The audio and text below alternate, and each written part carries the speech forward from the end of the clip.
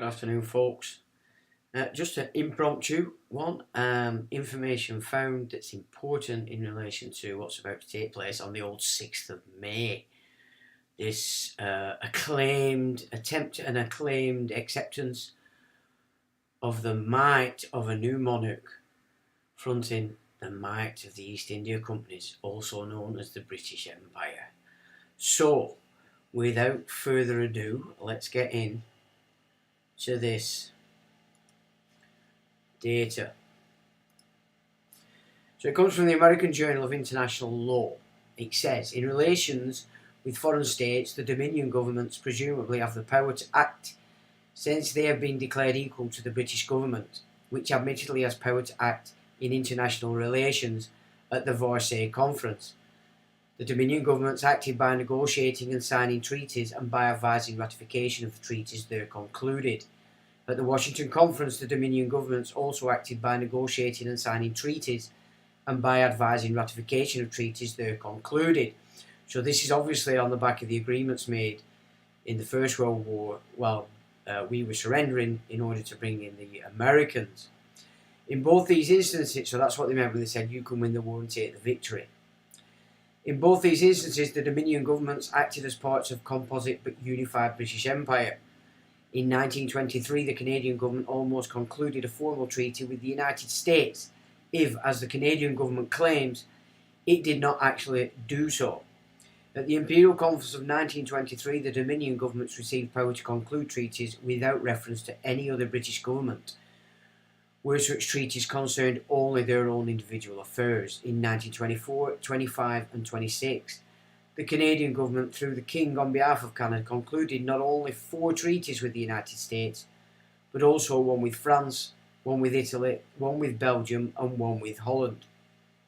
The power of the Dominion governments to act in international relations is also evidenced by their power to have diplomatic representation abroad.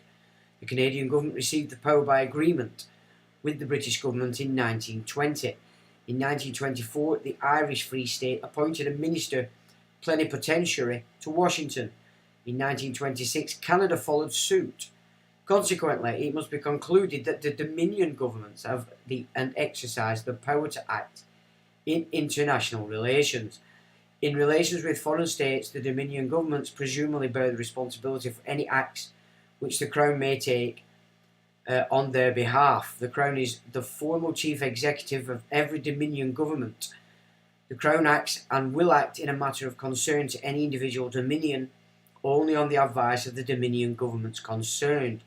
In doing so, the Crown limits itself formally on behalf of or in respect of the particular Dominion government which is tendering the advice. A Dominion government formally acts only through the King, who represents the Crown. The King acts on behalf of a particular Dominion government only when so advised by that Dominion government. If responsibility or accountability for any act is to be enforced by a third state, that responsibility or accountability will be enforced by diplomat, arbitral or judicial means against the Crown, which is a part of the Dominion government concerned. Since the Crown can act only on the advice of that Dominion government, necessarily the Dominion government which is concerned will have to bear the responsibility or liability for the act or dereliction of duty which is sought to be enforced against that Dominion's chief executive or Prime Minister or whichever President, etc. The responsibility of the Dominion governments to foreign states is thus a fact, but the machinery whereby that responsibility can be brought home is of importance, in that it demonstrates the methods used in ensuring that responsibility for actions taken will be enforced against the acting government. The Crown in form carries on all international intercourse of the Dominion governments. Only His Britannic Majesty is known formally to foreign governments. So this was known, put together, of course, before Queen Elizabeth II, who has continued this.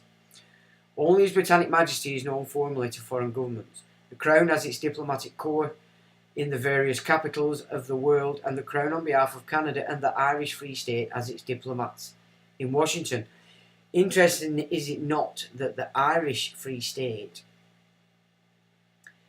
is now one of the biggest economies going, and of course that's obviously it's tied to Europe. The enforcement of responsibility against Dominion governments can most clearly be seen by two or three examples. Under the Washington Treaties on Disarmament, the Dominions are jointly responsible for the maintenance of the British ratio of 5. In case of breach by the Australian or any other Dominion government, complaint by the United States would be delivered to the British ambassador in Washington, since this is a matter of group concern. So we can see that agreement in the First World War put Israel under this treaty, which is why America has been forced to support Israel.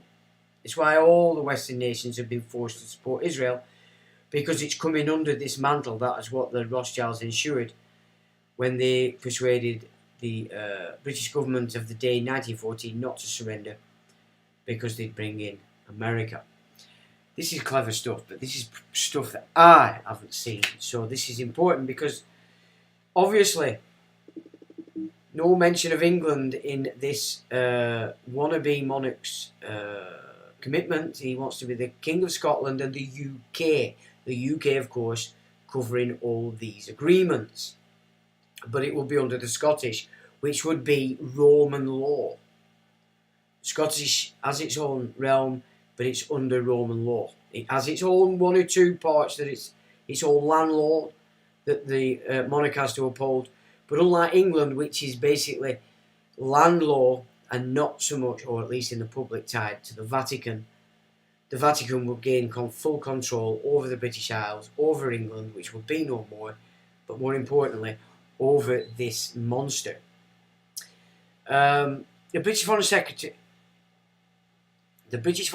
as central agent of the group, would transmit the complaint to all the Dominion governments. Arrangement of the difficulty by the Australian government with other Dominion governments through negotiation or through the Imperial Conference would then be made. So the Australians are only operating again according to this agreement, but why then, for at least 30 years, have they entrained the notion in our military that Australia has broken free? Through negotiation or through the Imperial Conference would then be made. The final step would be transmission of the reply through the United States ambassador in London to the United States government. On the other hand, if complaint were to be made by the United States against Canada for breach of bilateral treaty made between the King on behalf of Canada and the United States, the complaint would be delivered to the Canadian Minister Plenipotentiary.